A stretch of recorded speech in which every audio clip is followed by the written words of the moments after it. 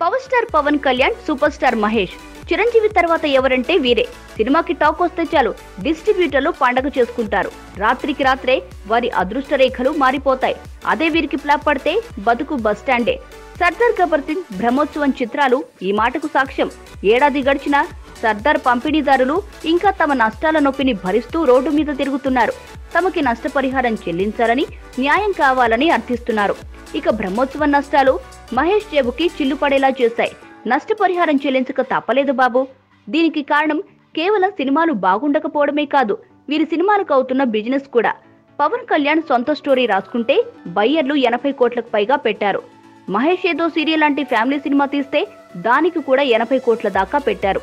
ఇంత పెట్టాక టాక్ తేడా కొడితే కష్టమే కదా. మొత్తానికి గత ఏడాది ఇద్దరూ కలిసి దాదాపుగా 60 నుంచి 70 కోట్ల నష్టాల్ని తీసుకొచ్చారు. ఈ నష్టాలతో ఓ భారీ బడ్జెట్ సినిమా తీసేయొచ్చు. ఈ ఏడాది మార్చిలో పవన్ వస్తుండగా మహేష్ జూన్లో వస్తున్నాడు.